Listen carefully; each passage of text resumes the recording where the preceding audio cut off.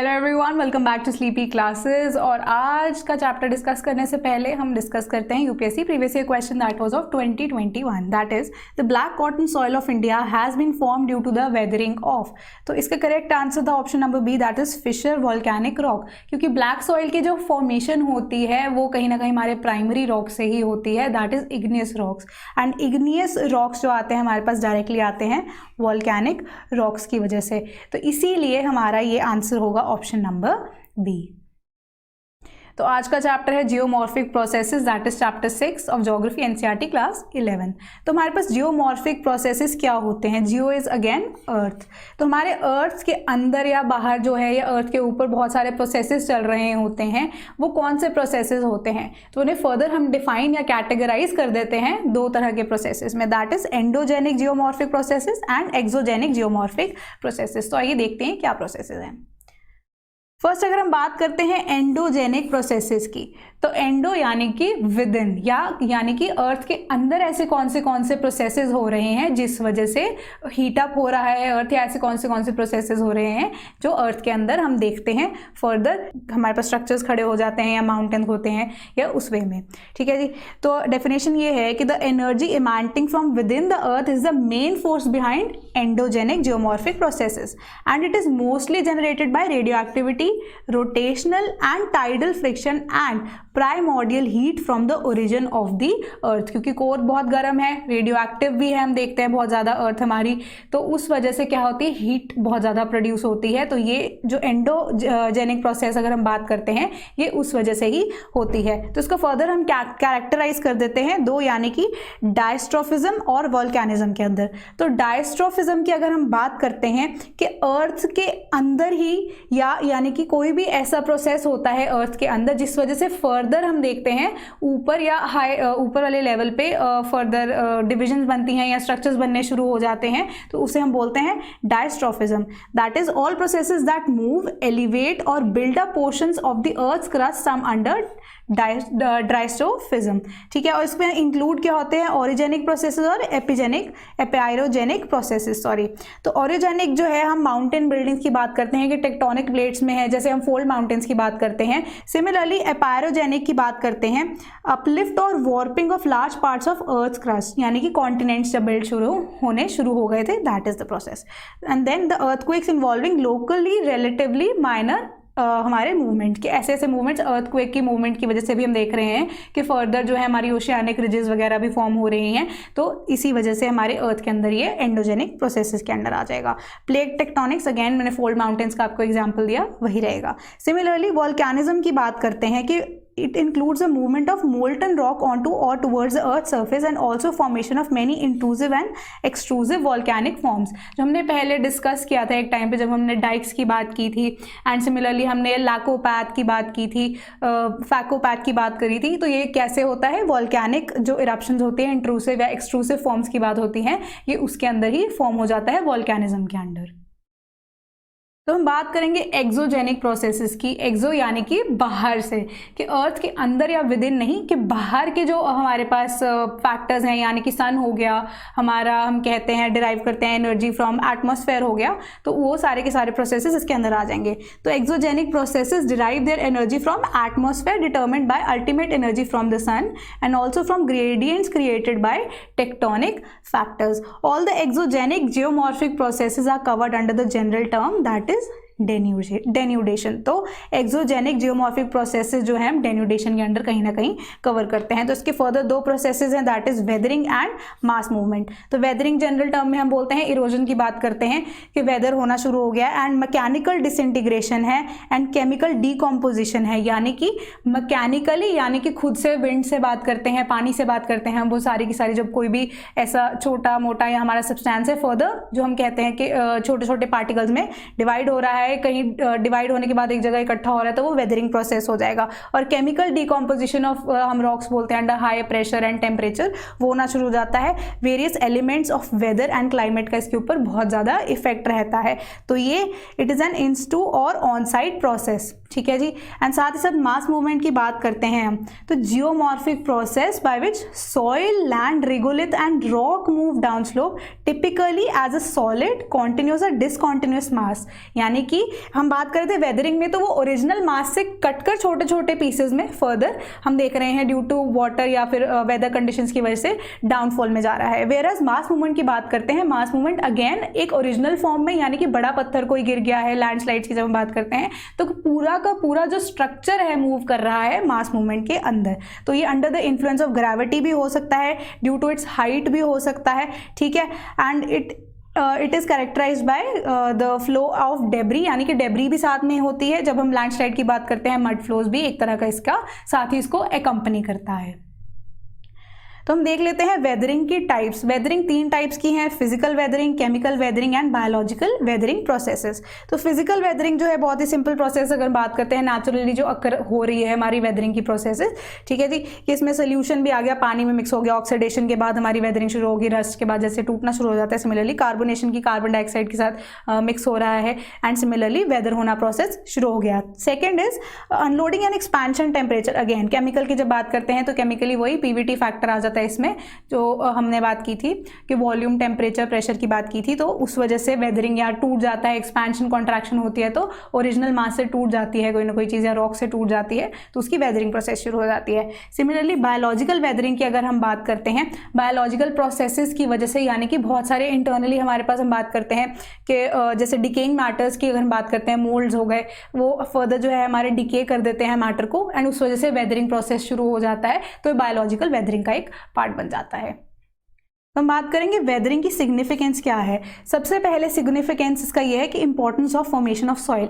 Again soil जो है continuously सिर्फ एक ही चीज़ से, रॉक से तो बनती नहीं है। सॉइल जो है कि बहुत ही हम देखते हैं रॉक उसका प्राइम फैक्टर होता है, उस वजह से फॉर्म होती है। तो उसके साथ साथ एकम्पनी भी होते हैं बहुत सारे, हम कहते हैं डेड एंड डिकेइंग मैटर्स भी होते हैं। तो एक तरह से वेदरिंग ही इसका एक रिस्पॉन्सिबल रीजन है, मेन फॉर्मेशन जो है सॉइल का मेन एक रीजन भी हो जाता है।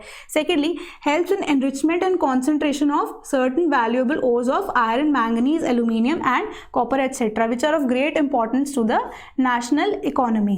Again जब टूटते हुए जाती हैं चीज़ें तो एक कंपनी होकर एक जगह एक्यूमुलेट हो जाती हैं, तो वहाँ पे वो माइंस की फॉर्मेशन करती है। Similarly aids mass wasting, erosion and reduction of relief and changes landforms and are a consequence of erosion. Erosion से again lose, हम कहते हैं कि जो रूट्स जो है ट्रीज की वो लूज हो जाती हैं तो इरोजन होता है। सिमिलरली हम बात करते हैं रिडक्शन ऑफ रिलीफ के, अगेन जब इरोजन होगा तो रिडक्शन तो होगी ही एक टाइम पे, तो लैंडफॉर्म्स जो हैं इससे बनते भी हैं एंड सिमिलरली टूटते भी हैं। And biomes and biodiversity is basically a result of forest, यानी कि वेजिटेशन की वजह से। Similarly forest depend upon the depth of weathering mantles, यानी कि जितनी ही वेदरिंग जिस हिसाब से होगी उसी हिसाब से एक नया जो हम कह सकते हैं बायोडाइवर्सिटी क्रिएट होगी, ठीक है जी। जहाँ पे वेदरिंग हम देखते हैं ज़्यादा होगी वहाँ पे हमारे पास वेजिटेशन नहीं होगी उतनी, क्योंकि वहाँ पे हमारे पास अपर लेयर सॉइल नहीं होगी।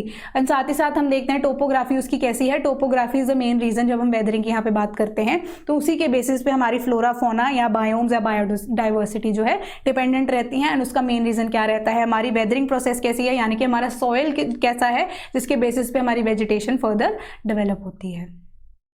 तो हम बात करेंगे मास मूवमेंट के बारे में।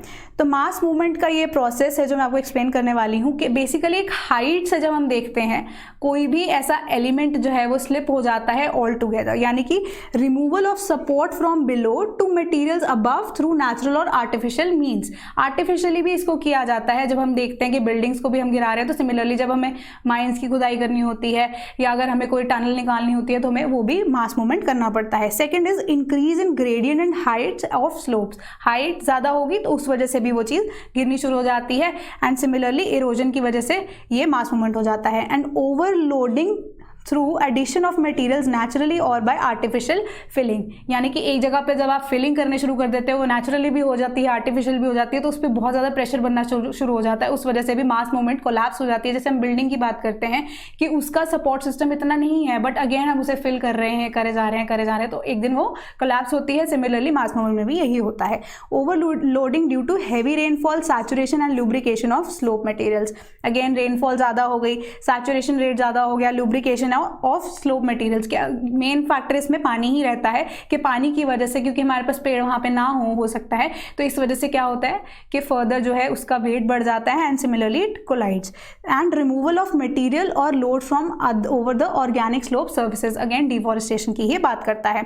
अकरेंस ऑफ अर्थक्वेक्स, एक्सप्लोजन और मशीनरी जा रही है, या फिर हम एक्सप्लोजन्स करते हैं खुद से भी या नेचुरली भी जो हो जाते हैं कई बार, या अर्थक्वेक्स आते हैं जिस वजह से शेकिंग होता है, उस वजह से भी मास मूवमेंट हो सकती है।